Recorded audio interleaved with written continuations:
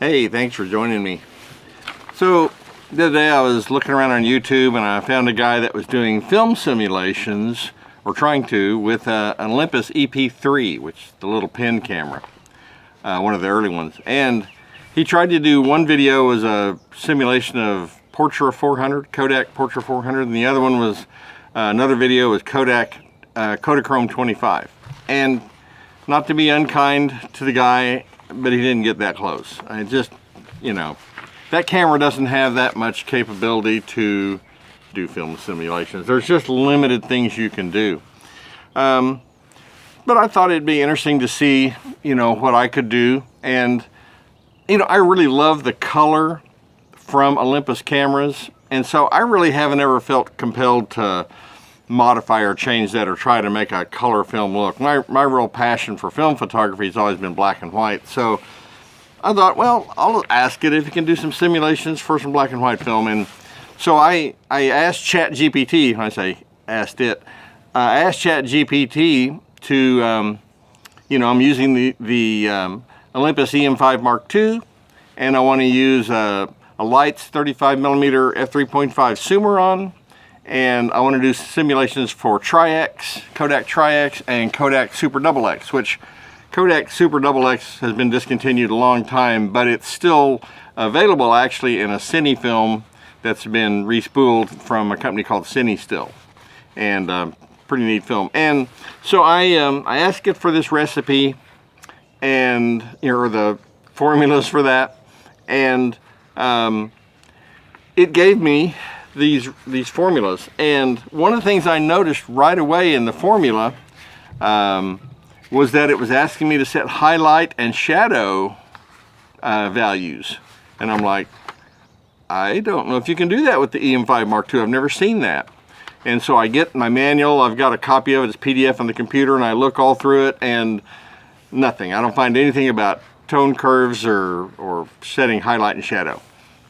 So I go down to the index and look through the index, and sure enough, there's a tone curve thing listed there. And so I go back up to the page where that is, and it's telling you about setting one of your function keys to what's called multifunction. Now, I'm going to show you a little video clip here real quick that shows how we do that. I actually set it up on my workbench so you can see the camera. So let's take a look at that real quick. You can see how you set multifunction, but you can actually open up a tone curve on the camera and adjust highlight, shadow, and midtones. So let's take a look at that real quick. Let me show you how we can set this multifunction capability and the tone curve. So we're going to hit our menu button. We're going to go down to the gears, down here, the setup, and go to button and lever, button dial lever, and select that, and then we'll select button function. And I'm going to use go to the function key that I want to change. You can see I'm already set to multifunction, but if you choose multifunction, or choose, you know, that button, you can scroll through the different selections until you get to multifunction, and choose it. And once you have your function button, whichever one you want, set to that, you can back out. And on the EM5 MkIII, this is the function 3 button up here. So if I press that button now, I get a tone curve, and I can use my front dial and adjust my highlights up or down. And I can use the back dial and adjust the shadows up or down. Then if I hit my info button, I can change the midtones up or down. So you can hit your function 3 button again, and that goes away. You can also just hit your OK button, and that'll hold those settings. And that's different than like changing contrast on your super control panel. You can just change contrast up or down. And there is a tone thing here where you can choose normal, high, or low. I think the default is normal on this, but this doesn't give you any real control. This just a kind of a, you know, high, low, or normal. That's the only, you know, or auto, that's the only settings. But this multifunction button then gives you some real control that you wouldn't have otherwise with your tonality. And you notice it actually, above and below this, it actually tells you the number. And as you change it, it'll like saying +1, +2, +3, or 0 or minus or whatever. Okay, as you can see, that's not too hard to do, and it was kind of neat to find that. Now I have my camera set up so I can open up that tone curve thing with my function 3 button, and I can adjust my image much more, you know, in much more detail than you could with just what you can do from the super control panel. So I'm going to read through this. I printed out the formula here. In the end, well, let me kind of back up. In the end, I played with Tri-X and Super Double X, and I thought that was kind of cool. And if you've ever played with ChatGPT, you'll notice that any time that it gives you something, it also makes some suggestions for something else it can create for you.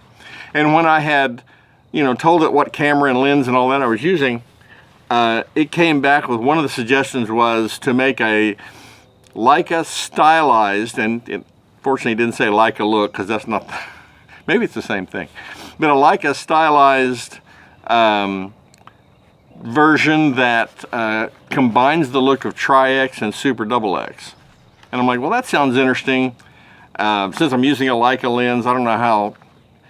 I mean, I used to shoot M Leicas, and I used to be able to tell you images that were shot by those M Leicas versus those, say, shot from my Nikons.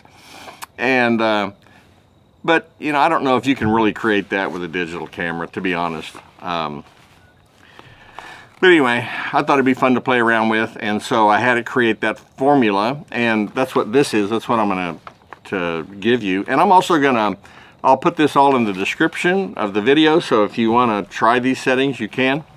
Anyway, so to do this, the first thing, of course, is to set the camera from the super control panel, set it to monochrome, set the contrast, leave the contrast at 0, and then set a -2 on the shadows and a +1, or -2 on highlights and a +1 on shadow detail. So that's on the tonal curve. It wasn't a big change, you know, just the +1 shadow, -2 highlights. Leave the sharpness alone. You can actually go into the menu on the camera, and it's the same area where I showed you to do the change the buttons. It's like 2 or 3 down from that is your noise reduction, and I think the default setting is auto, so you want to turn noise reduction on and set it to low or standard. That's going to enable you to create a little bit of grain that if you leave it on auto, it's going to try to get rid of. Then set your ISO between 4 and 800. If you want a little bit more grain, go towards 800. A little bit less grain, go to 400. And then set a yellow filter in your super control panel. And if you want a little bit higher contrast level, you could go to orange. And then it recommended a +0.3 or +0.7 increase or in exposure. In other words, the exposure compensation set to +0.3 or +0.7. And so I did all that, and I want to show you some pictures. I want to go through these pictures real quick. There's like 9 pictures, it's not that many. And, you know, to be honest, I don't know that I saw the Leica look in anything, and that's not really what I was necessarily trying to do. I just thought this would be a fun exercise. But what I did notice is that these images look a lot like black and white images I used to print back when I was printing, you know, stuff from, you know, film cameras, from my Leicas and Nikons and whatever. So now, to be understanding of these images, I guess you might say it was cloudy, and a little later cloudy bright kind of. A lot of the images, there's no shadow detail. I mean, no distinct shadows at all. And in some of them, there's a little bit of shadow. It was just kind of a gray, hazy day. If I were to shoot it on a day like today, where it's bright and sunny, obviously you would get, you know, some different results. So if the images don't look that contrasty, that's because it was a pretty flat day. Anyway, let's look at these pictures real quick. The first 2 pictures are of this oil well pump mechanism, and the first one is at +0.3 EV, and then this next one is at 0 EV, and I liked the 0 better. Actually, all the rest of the images are at 0. As I took everything at 0, +0.3, and +0.7, and the 0. I kind of liked 0 on all of them. Maybe on a bright sunny day it'd be a little bit different. I don't know, but that's kind of what I did. So the next picture is of the pump arm itself on the oil well. It's, you know, it's just, again, kind of a gray day. The next one is the shed where the electric motor is for the pump. And this next picture is of an overhead crane in an abandoned industrial building. I think they used to do steel work there of some kind. And then this next picture is of a little bitty library that's in our stockyards area. Kind of a neat little building. It's actually a functioning library. The next picture, two of them, is an old gas station. And when I grew up in the 70s, this is what a gas station, when I was a teenager in the 70s, this is what a gas station looked like. I mean, that was the typical building. That's kind of why I like this. So the first one, a little bit of an angle. The next picture is not quite straight on, but a little bit closer to straight on. And then the last picture here is of a cannon that's at the high school I went to. And the high school I went to, they tore that building down and built a new building, but they kept the cannon. That was kind of a feature of our school. So anyway, that's the pictures. I hope you find some of that kind of interesting. I'm sure some of you are asking, why in the world would I even do this? I could just do all this adjustment in post and have more control. And absolutely, yes, I could. The thing is this, my day-to-day work day is 8 hours a day sitting behind a computer these days. And the last thing I want to do on a weekend or a pretty day like today or an evening or whatever is sit behind a computer more. So I tend to try to use JPEGs as much as possible just because I don't want to spend time behind the computer. I'm much more likely to dump the pictures into a 9-inch Android or 10-inch Android tablet I have and use Snapseed to edit the images rather than firing up a computer. And I can sit in bed with my wife while she's watching TV in the evening or whatever, and I can edit pictures. And I just don't relish spending more time sitting behind a computer if I don't have to. Well, anyway, I hope some of that was interesting. I think this is a starting point. I don't think it's an end product. I think this might just give you some ideas on how you can, adjust your camera to get some control that you might not have otherwise. I think that I'll take this and I'll play around with it some more and kind of see if I can create a black and white, this is what I want to do, look that I like out of camera. Maybe have a couple of different versions of it, and I can set those in my set settings in the camera so I can choose them, more or less instantly rather than having to set everything each time. So, I think the thing that's neat for me is that I didn't know that the EM5 Mark II had the ability to set settings in a tone curve. That's kind of cool. And I really kind of hadn't, I've done even a video about making black and white images and how to make high contrast and the dramatic looking black and white images.